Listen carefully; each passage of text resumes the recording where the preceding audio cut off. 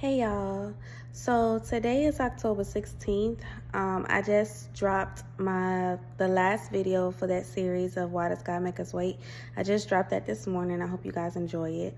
But now I'm coming to y'all just sharing some vulnerability that God is really, dropping on me right now. Some things that I didn't even know I had an issue with. And I think this is it. With this, you're going to learn, if you don't already know, you're going to learn the importance of allowing God to lead you in your feelings and just allowing God to reveal your feelings to you, because in this type of situation, I didn't even know I felt some type of way, right? So let's just go. So you guys know that I have not talked to my best friend since September 20th.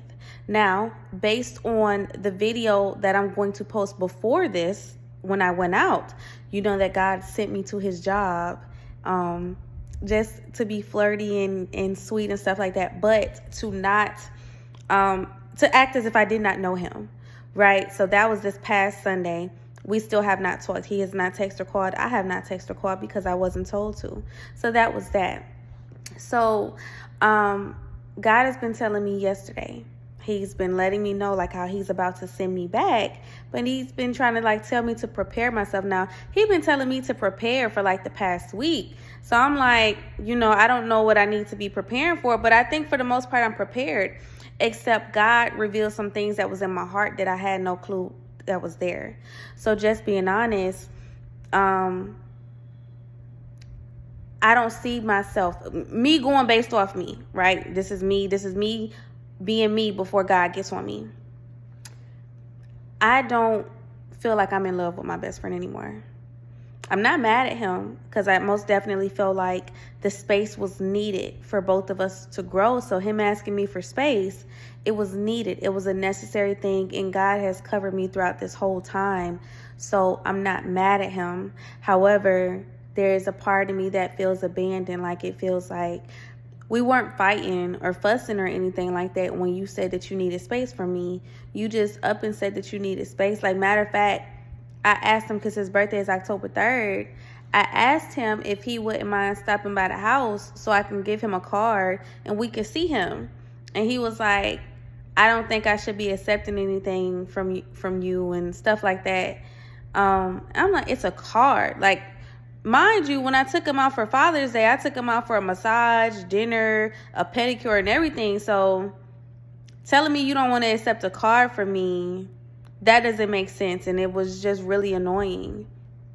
So I kind of felt myself. And because, like I said in my video from the episode of Why Does God Make Us Wait, how I've been enjoying my life, I've just been I know it's going to happen. However, I've always had this mind of we're going to go from friend to fiance. We're never going to be in a relationship as girlfriend or boyfriend. We're going to go straight from friend to he proposes to me and I'm his fiance. Not only that, but I always felt like it was going to happen very fast. And so I've always been excited about the speed about it. Except for now, I'm kind of when he come back, I don't mind if he just acknowledges that the promise exists. So if he was to tell me yeah, Leah, I do know that you're supposed to be my wife, I'll be okay with that. Not saying that I would be romantic with him, but I would be okay with him acknowledging it and then us working our way there. It doesn't have to be this immediate thing, which is something that I've always wanted. I've always wanted for it to be an immediate thing. But now I'm kind of I'm living my best life, and there's a part of me that's I don't want to be tied down to nobody, right? So in a sense, I have closed my heart up a little bit, but I did not realize it. I thought that I was doing what God wanted me to do, which I could not focus on him at all right now. I needed to focus on myself. I needed to focus on God. I needed to just enjoy my life and move forward, right? So then he'll catch up when he catch up. But I didn't realize that I had guarded my heart so tight that even if he came back today and he said, Aaliyah, I want to make you my wife today, will you marry me? I would probably say no. And I never imagined that I would get to that point, but that's where I am. And so God has been on me since yesterday. Now he first spoke to me when I read the verse of the day, Psalms chapter 34, verse 18, that's the verse where it says God is close to the brokenhearted. But I'm like, Lord, I ain't brokenhearted. Ain't nothing broke about my heart. Like, I'm good. So, let me go read the whole chapter. And then in verses 1 through 10, I just got, like, this is where David is calling for God and crying for God and stuff like that. And I can't remember. I don't have it pulled up. I'm gonna read my notes that I wrote. I said, it's just like a testimony. I'm able to go on my podcast and speak about God the way that I do because I'm a living witness to him.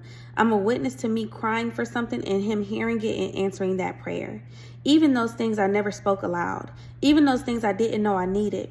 He knows me better than I know myself and is able to give me what I need when I need it before I need it. Y'all, oh my gosh.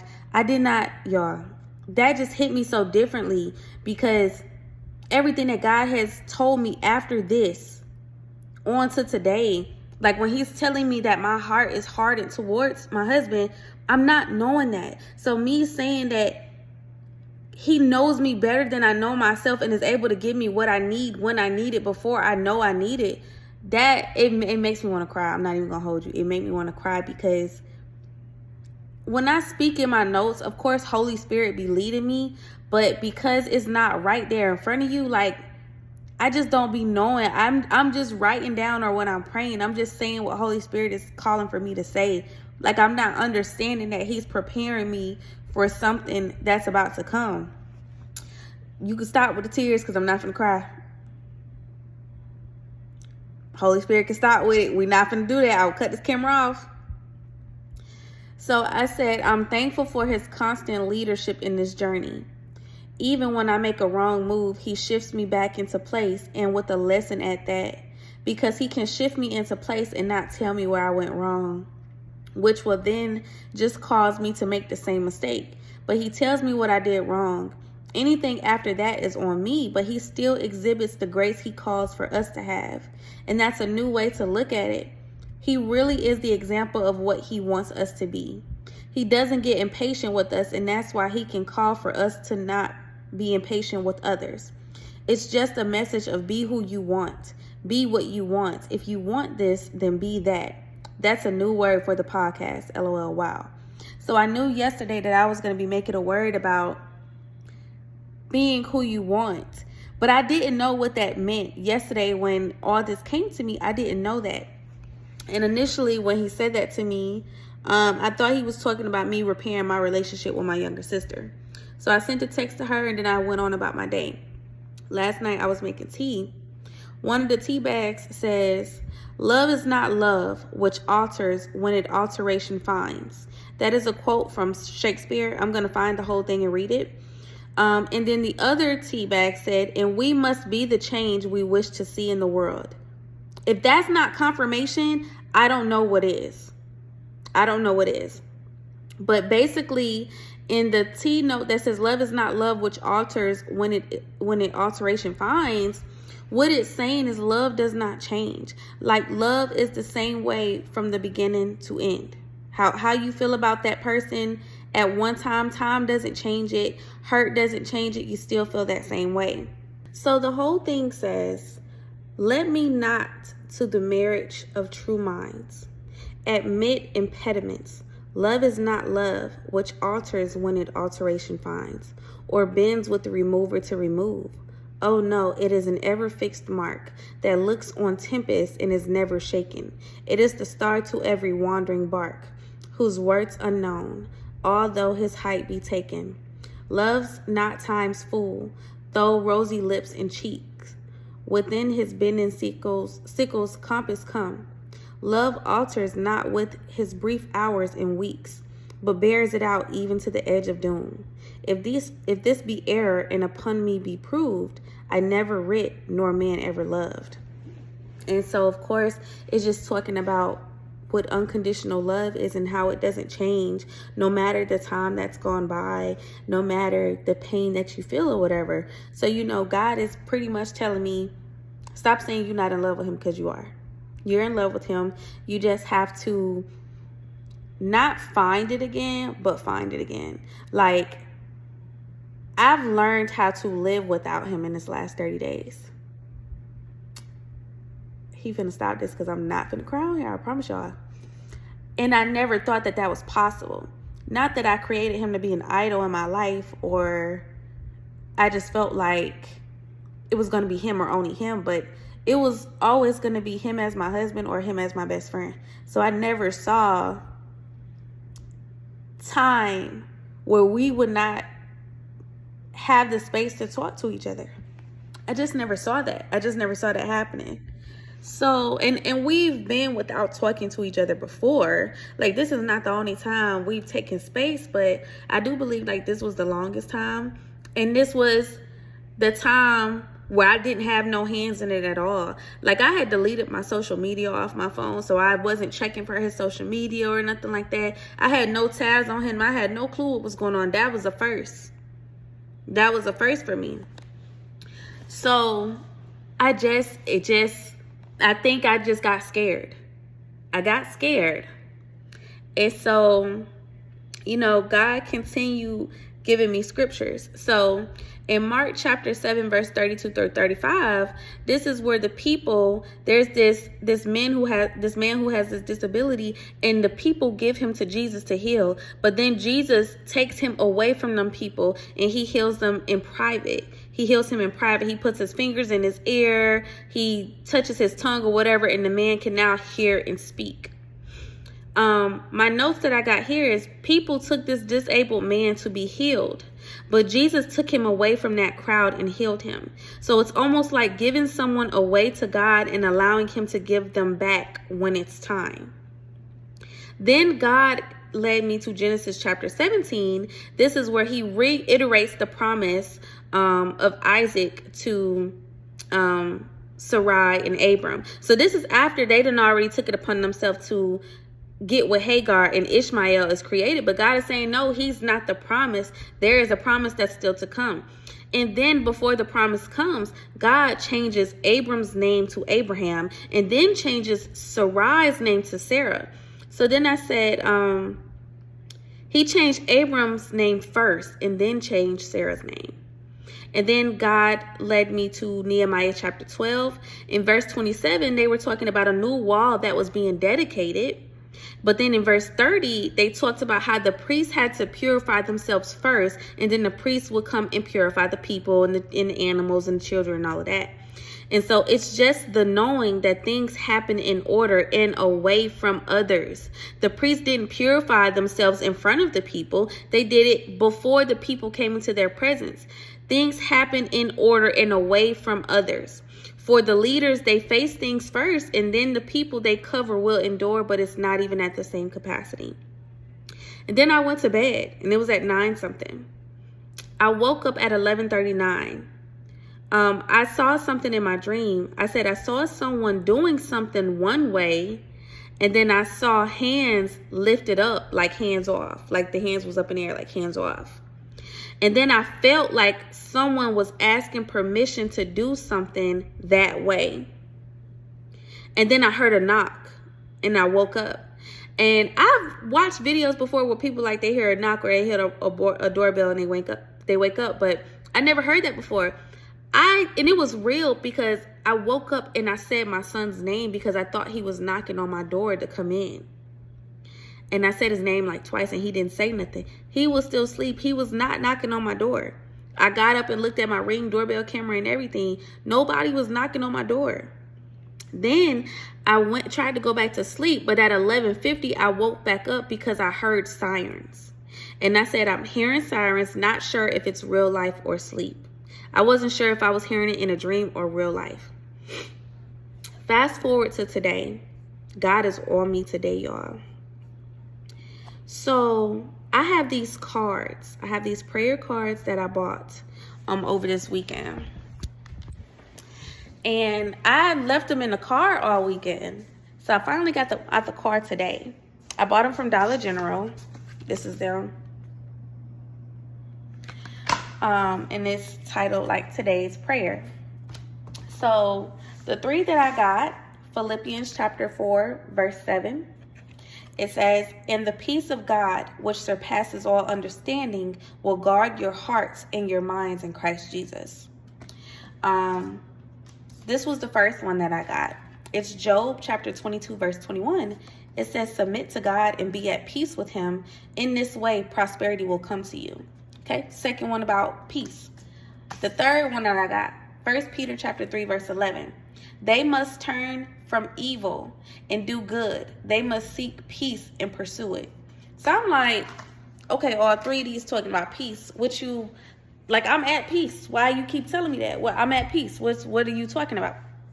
So I have this app I think I told y'all about. It's called Bible Chat. And so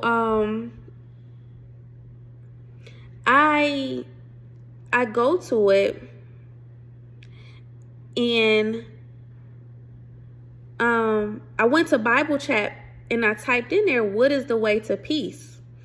And it said, turn from evil and do good, seek peace and pursue it. Psalms chapter 34, verse 14, which is one of the ones I just had. It says, the path to peace begins with turning away from wrongdoing and choosing to do what is right.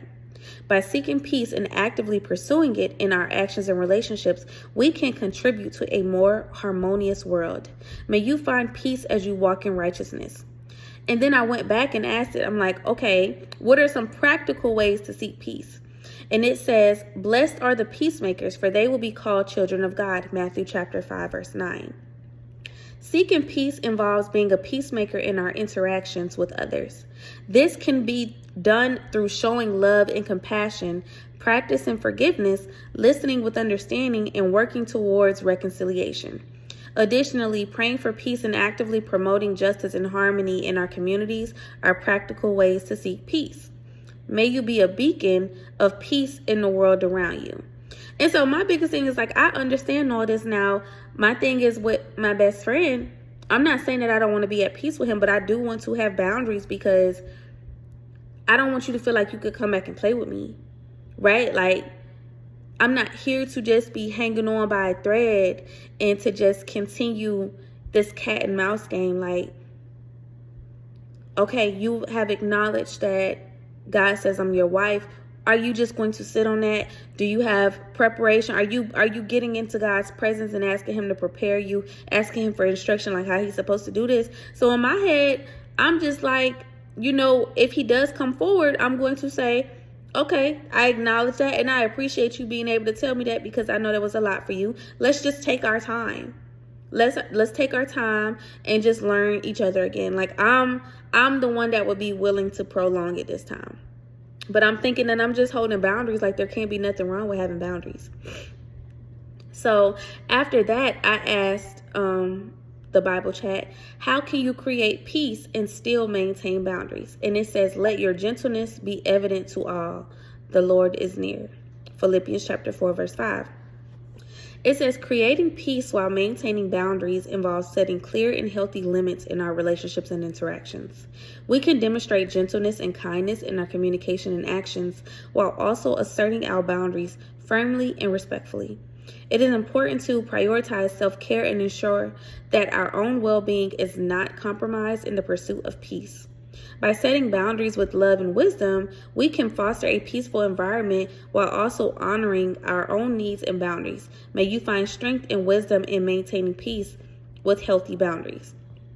And so for me, you know, my biggest thing, God has always told me with my best friend to be completely vulnerable with him. So I'm not necessarily supposed to have a boundary around my love towards him. It's supposed, because y'all, when I say God has called my purpose to be of service and to love people, it's because he know I do that with my all. I give my all to anybody and everybody. When I'm at work assisting people, when I was working in healthcare, when I'm giving to people around me, when I'm praying for people, when I'm covering people, I give my all. And so God calls me to love, but I can't love with restrictions. Especially the man that he says is for me. I cannot love him halfly or halfway. So then I'm like, well, Lord, what are you saying? Like, what are you actually saying? Like, what am I doing wrong? He leads me to Luke chapter 19. In verses 1 through 10, this is when Zacchaeus climbs the tree to see Jesus, and Jesus says, I need to be a guest in your home. I wrote in my notes, when Jesus told Zacchaeus he needed to be a guest in his home, Other people frowned on it because of his public sins, because Zacchaeus was a known tax collector who cheated people. However, behind closed doors, he confessed and repented to Jesus and was then saved, because Jesus knew his heart, and Jesus knew that he was sincere about giving back to the people. And this God was saying, you don't know his heart, but I know his heart. I know what has happened once again behind closed doors. Take it back to the day before when we were talking about Nehemiah, and we were talking about, what was the other one? Mark. Behind closed doors, away from people. Only Jesus knows what's going on. And so for me, while I'm trying to have this hard heart, God knows that when he sends him back, he's going to be sincere. And I could absolutely discourage him if I don't give that same energy. But why? Why should I have to do that? Because it's not about me. It's about God and what God is telling me to do, what God is asking me to do, how God is calling me to love another person, which takes me, that's going to be another section. So then in verses 12 through 26, again, talking about moving in privacy, a noble man was sent away to be king. He was sent away to go through the process that it needs or it takes to become a king. And he was going to come back. He was coming back. But before he left things to his servants for them to steward well. This is the parable of the 10 servants. The one servant had 10 things, the one servant had 5, and the one had 1. The one with 10, he multiplied that by 10. The one with 5, he multiplied that by 5. The one with 1, he didn't do nothing because he went and saved it just in case. So some of these people were a great steward and some weren't. And in verse 26, it says to use well what you are given, and even more will be given. But if you do nothing, then even your little will be taken away. In this, God was talking about my love for him and just the vulnerability. So when he left, it wasn't supposed to be a thing where my love decreased for him, because God knew he was coming back. He knew he was coming back. Right? I knew he was coming back. But I didn't allow that absence makes the heart grow fonder thing to happen for me. It was you gone, so I'm living my best life. That's what it was. So then in verses 30 through 36, Jesus enters Jerusalem on an unridden colt. This colt had never been ridden before. He sent the people to go untie it. He told them if they ask about it, say the Lord needs it. This is a colt that nobody had ever ridden, brand new. Then the people, when they got the colt, the people put their garments on it for Jesus to sit on it and then ride into the town. As I was reading that, God said to me that the colt was my husband. The unridden colt, he's a brand new man. The piece of clothing that was between him and Jesus, that's the covering. That's the mantle. That's the calling. Jesus sitting on top of that clothing is Jesus leading him. He has accepted the call and Jesus is leading him. And that section is titled Jesus' triumphant entry. So he's coming back. So I wrote, confirmation he is being led by God. Yet while he was gone and being humbled, I became a little hard-hearted because I felt abandoned, which wasn't the case, but that's how it feels. He left just because we hadn't argued or fought. He left for things and feelings to die down, because that's what he said. He said he wanted, to see if the feelings would die down. So yeah, I feel like I was abandoned, but God doesn't want me to look at it that way. He again confirms this with Mark chapter 12, verse 10, about being the stone that used to be rejected, but it is now being the cornerstone, in the fact that God did this, because it says that the Lord did this, and what a wonderful thing to see. It was nothing that nobody could do. It was nothing that I could do. It was nothing that he could do. In verses 29 through 34, God is reminding me that just as I love him, God, I am to love my husband, and this takes me back to the message that he kept giving me yesterday. I must be the change that I wish to see in someone else. So in that bottom section, 29 verse 34, somebody asked God, what is the greatest commandment? God said is to love God, but also equally important to love your neighbor as you love God. In verses 42 through 44, it's a reminder to be vulnerable. So this is when I think they went to the tabernacle to give, and all these rich people, they were given, little, but this widow lady, she gave 2 coins, and Jesus said I don't know if he said she would reach the kingdom before them, but he said she gave more than they ever could, because they were rich and they only gave a little, but she had little and she gave everything. And God said in that, it's not that I can have a lot and only give a little.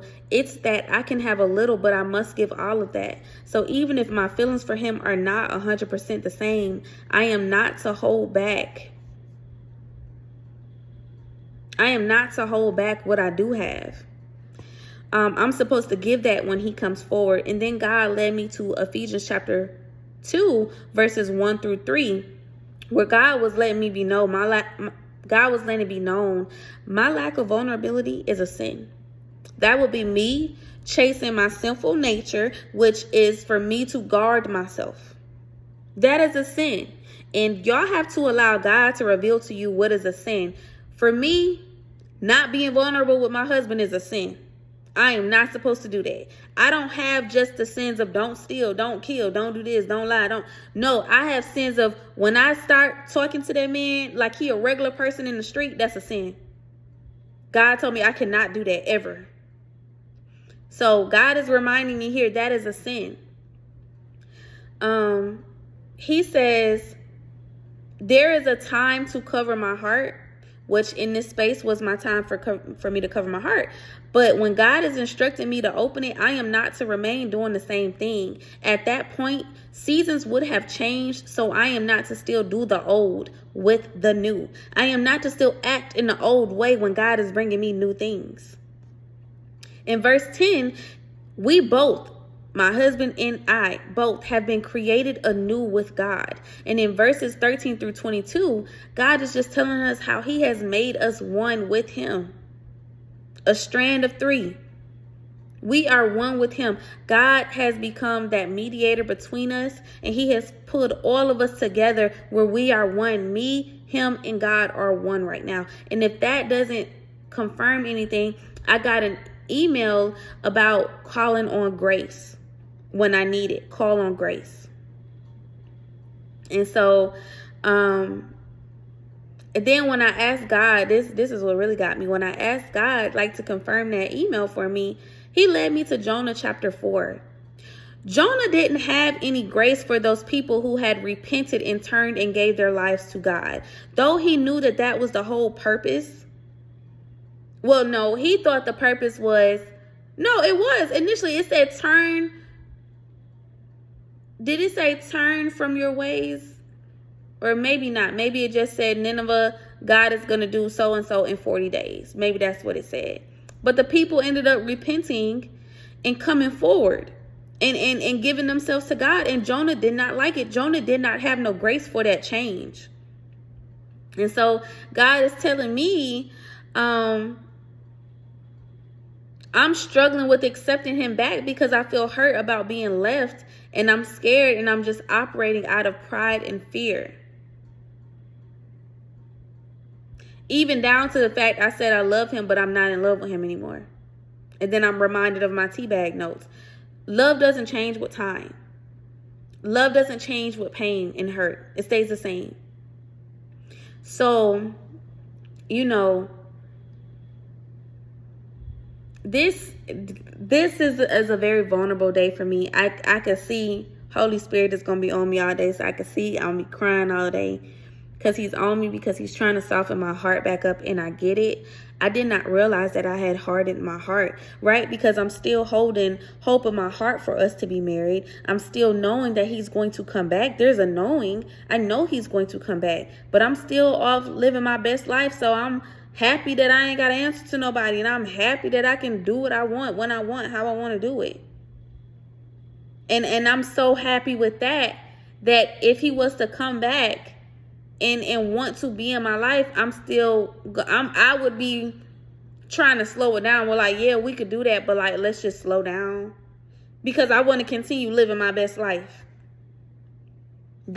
I guess that's how God knows that my heart had gotten hardened, because I was this eager person, like, oh my gosh, I can't wait to get married, can't wait to marry this man and stuff like that. And now I'm like, yeah, let's just go slow with it. Let's just slow it down. Let's move it too fast. That's how I'm willing to move with him when he comes back.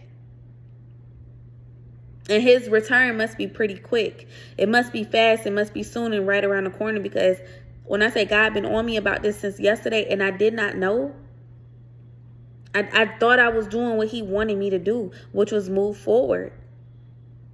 And God is like, no, you done moved too forward. You done closed that man out. Open it back up. Open that door back up, because I'm sending him. And that knock, that just brings me back to the knock. That knock. I had a knock on my door that woke me up. And it was on my room door, because my room door was closed. So I wouldn't have heard if somebody knocked downstairs. But remember, I went to my Ring doorbell camera. Nobody was outside. I had a knock on my room door. Listen, this journey is difficult.